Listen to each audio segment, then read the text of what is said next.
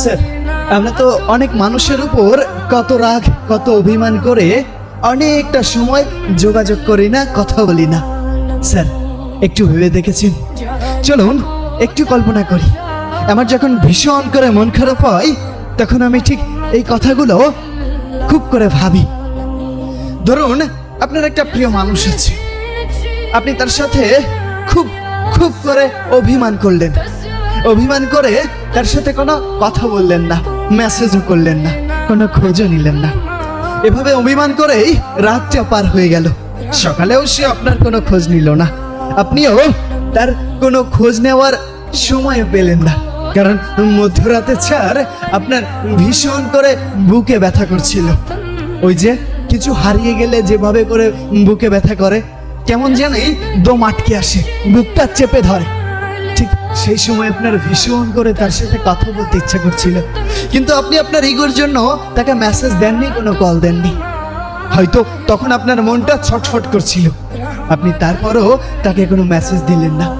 সকাল হলো, তবু আপনার ফোনে কোনো মেসেজ বা কল এলো না, কিন্তু আপনি ঘুমিয়ে আছেন। আপনার পরিবারের মানুষও আপনাকে ডাকছে না, কারণ আপনি মাঝে মধ্যেই অনেক রাত করে ঘুমান। আপনার আম্মু ভাবছে ঘুমাক আর একটু, হয়তো রাত জেগেছে, আজ তো আর কাজ নেই, ঘুমাক। আপনার ছোট্ট বোনটিও আপনাকে আর ডাকছে না, ভাইয়া ঘুমিয়েছে, মা নিষেধ করেছে তোর ভাই ঘুমাক। অনেকটা বেলা হয়ে গেল, তবুও আপনি ঘুম থেকে উঠলেন না। এবার দুপুর পেরিয়ে বিকাল গড়াতে এলো, তবুও আপনি ঘুম থেকে উঠলেন না। এবার মায়ের মনে একটু চিন্তা হতে লাগলো, মা ভাবছে এবার তো কিছু খেতে হবে। দরজায় গিয়ে কিছুক্ষণ ডাক দিলেন, ওই উঠিস না কেন? আপনার নাম ধরে অনেকক্ষণ ধরে ডাকতে থাকলো, কিন্তু আপনি কোনো সাড়া দিচ্ছেন না। মা আবার কাজে ব্যস্ত হয়ে গেল। কিছুক্ষণ পর আবারও মায়ের মনে খটকা লাগলো, কিরে আমার সোনা তো এত সময় ঘুমোয় না। আবারও আপনাকে ডাকতে শুরু করলো, এবার আপনি তবুও উঠছেন না। এবার মা একটু কান্না ভেজা কণ্ঠে আপনাকে ডাকতে থাকলো, আপনি তখনও উঠছেন না। দরজায় অনেকবার কড়া নাড়া সত্ত্বেও আপনার যখন ঘুম ভাঙলো না, তখন মা একটু কান্না সুরে ছোট ভাইকে ডাকলেন, বললেন, এই কই রে, তোর ভাইকে একটু ডেকে দে, ও উঠছে না কেন? অনেক মানুষ জড়ো হয়ে গেল। আপনার দরজায় কড়া নাড়তে নাড়তে বিকট শব্দেও আপনার ঘুম ভাঙছে না, আপনি তখনও ঘুমিয়ে আছেন। আচ্ছা স্যার, আপনি তখন কেমন ঘুমাচ্ছেন? আপনি তখন ঘুম থেকে কেন উঠছেন না?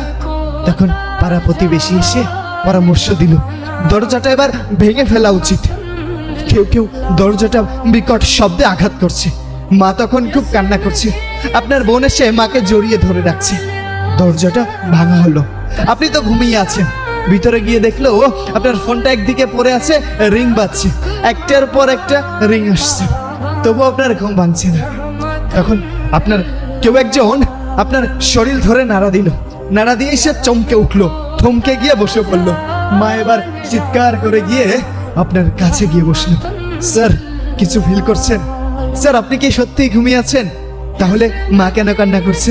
সবাই কেন এমন করে কান্না করছে? ঠিক তখনও আপনার প্রিয় মানুষটি আপনার খোঁজ নেয়নি। আচ্ছা, আর কি কখনো এই মানুষটি খোঁজ নিতে পারবে? আর কি কখনো আপনাকে সে পাবে?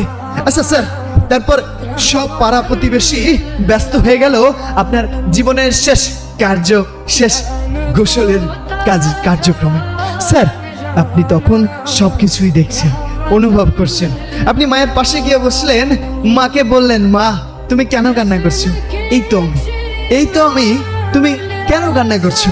কিন্তু আপনার হাত তখন হাওয়ায় ভেসে যাচ্ছে, কিন্তু মা কান্না করেই যাচ্ছে। ঠিক সেই সময় আপনার প্রিয় মানুষটির কল আসলো আপনার ফোনে। আপনার ফোনটা বেজে উঠতেই আপনি ছুটে দৌড়ে গেলেন ওই ফোনটা ধরতে। আপনি ফোনটা ধরতে গিয়ে হাওয়ায় মিশে গেছেন, আপনি ফোনটা ধরতে পারলেন না। স্যার কেন পারলেন না? কিন্তু বারবার কল আসছে। কেউ একজন এসে ফোনটা কেটে দিল। ফোনটা এভাবে কল আসতে আসতে একটা সময় সুইচ অফ হয়ে গেল। কেউ আপনার জন্য চলে গেল ওই জারের বাঁশ কাটতে, আবার কেউ শেষ গোসলের চেষ্টা করছে। স্যার,